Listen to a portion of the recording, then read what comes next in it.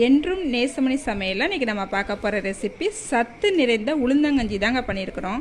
இந்த உளுந்தங்கஞ்சியில் magnesium, potassium, இரும்பு சத்து, நார் சத்து ரொம்ப இருக்குங்க.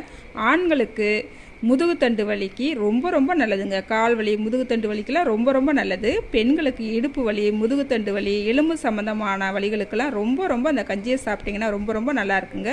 முக்கியமாக பெண் பிள்ளைகளுக்கு இந்த கஞ்சி கொடுத்திங்கன்னா ரொம்ப நல்லதுங்க.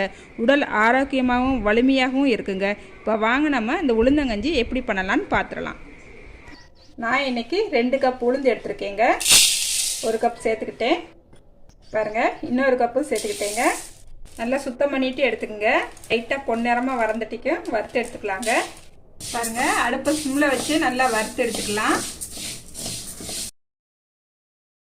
நம்ம இட்லி, தோசைக்கெல்லாம் உளுந்து பயன்படுத்துவோம், ஆனால் அது தோல் இல்லாமல் பயன்படுத்துவோம். இந்த மாதிரி தோலோடு நம்ம பயன்படுத்தும் போது இந்த உளுந்தோட முழு சத்து நம்மளுக்கு கிடைக்குங்க.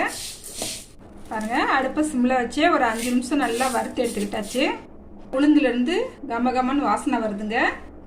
பாருங்க, இப்போ இந்த உளுந்தை வறுத்தாச்சு, எடுத்துக்கலாங்க. அடுப்பை ஆஃப் பண்ணிடலாம். உளுந்தை வேறு பாத்திரத்துக்கு மாற்றி எடுத்துக்கலாங்க.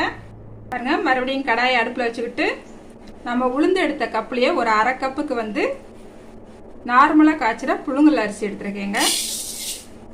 இதையுமே நல்லா வறுத்துக்கலாம்.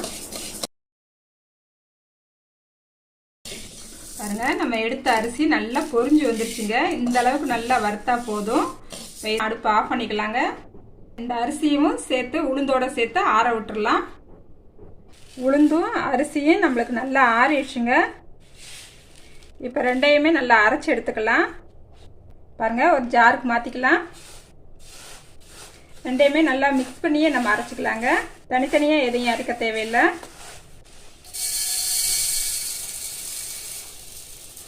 நல்லா மாவாக அடித்து எடுத்துக்கலாம். மாவை நல்லா அரைச்சிட்டு நல்லா சளிச்சும் எடுத்துக்கிட்டேங்க.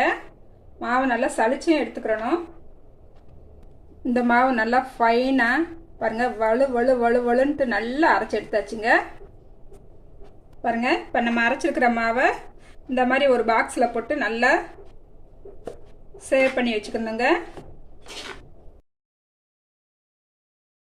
இந்த மாதிரி நம்ம போட்டு வச்சுக்கிட்டு நம்மளுக்கு தேவைப்படும் போது எடுத்து நம்ம யூஸ் பண்ணிக்கலாங்க.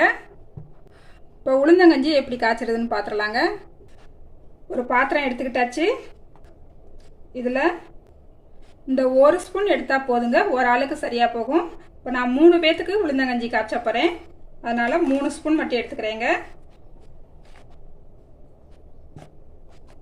இதில் 3 கப் தண்ணி ஊற்றிக்கலாங்க. தண்ணி சேர்த்துட்டு ஒரு விஸ்க் வச்சு நல்லா கலந்து விட்டுக்கலாம். கொஞ்சம் இந்த கெட்டியெல்லாம் இல்லாமல் நல்லா கலந்து எடுத்துக்கலாம். பாருங்கள், ஒரு 1 நிமிஷம் கலந்து எடுத்தால் போதும். நம்மளுக்கு கெட்டி எதுவுமே இல்லாமல் நல்லா கலந்து வந்துடும். நம்ம கலந்து எடுத்துக்கிட்டாச்சு. இப்போ இதை அடுப்பில் வச்சுக்கலாங்க. பாருங்கள், அடுப்பில் வச்சுக்கிட்டாச்சு. அடுப்பை சிம்லேயே வச்சுக்கோங்க. நம்மளுக்கு கெட்டிப்பட ஆரம்பிச்சிடும், அதனால் கலந்து விட்டுக்கிட்டே இருங்க.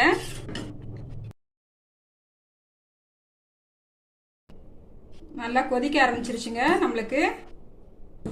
நான் இன்னைக்கு தண்ணி சேர்த்த அளவு 300 ml இருக்குங்க தண்ணி.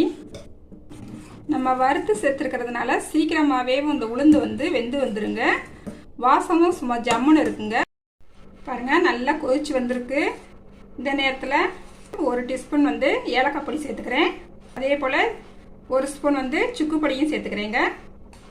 நம்ம சுக்கு பொடியும் சேர்த்து செய்யும் போது வாசம் சும்மா ஜம்முன்னு இருக்குங்க. பாருங்கள், கருப்பட்டியை நல்லா காய்ச்சி ஆற வச்சு எடுத்துருக்கேங்க. கரைச்சிட்டு நல்லா வடிகட்டியும் எடுத்துக்கிட்டேன். இப்போ இதை நம்ம சேர்த்துக்கலாம். நல்லா கலந்து விட்டுக்கலாம். ஒயிட் சுகர் எதுவும் சேர்த்துறாதீங்க. உளுந்தில் எந்த ரெசிபி பண்ணினாலுங்க நம்ம கருப்பட்டி தாங்க சேர்த்து செய்யும் போது அதோட முழு பயனும் நம்மளுக்கு கிடைக்குங்க. நம்ம வீட்டு குழந்தைகளுக்கு இது மாதிரி கண்டிப்பாக பண்ணி கொடுங்க. வாரத்தில் 2 நாளைக்குனாலும் இந்த மாதிரி உளுந்தங்கஞ்சி இந்த மாதிரி பண்ணி கொடுத்தீங்கன்னா ரொம்ப உடம்புக்கு நல்லதுங்க.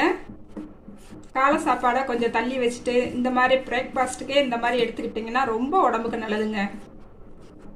உளுந்து சேர்த்து ஒரு 5 நிமிஷம் நல்லா கொதிக்க வச்சு எடுத்துக்கிட்டாச்சு.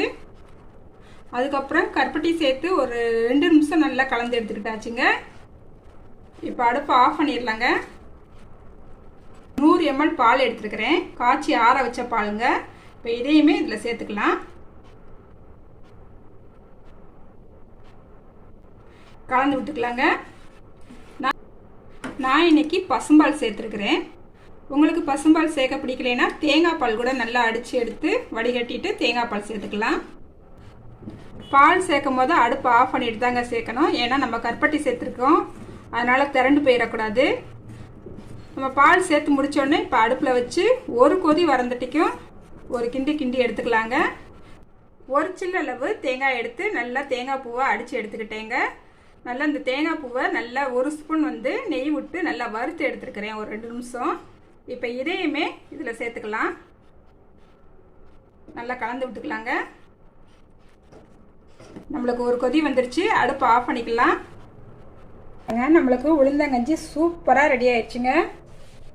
நான் சாப்பிட்டு பார்த்தேன், டேஸ்ட்டு செம்மையாக இருக்குது. இது போல் நீங்களும் உங்கள் வீட்டில் உளுந்தங்கஞ்சி செஞ்சு பாருங்கள். செஞ்சு பார்த்துட்டு எப்படி வந்துச்சுன்னு கமெண்ட்டில் சொல்லுங்கள். லைக் பண்ணுங்கள், ஷேர் பண்ணுங்கள். மறக்காமல் வீடியோ பார்க்குற எல்லோருமே என்னோட சேனலை சப்ஸ்கிரைப் பண்ணிக்கோங்க. அடுத்த ஒரு ரெசிபியில் பார்க்கலாங்க. பாய்.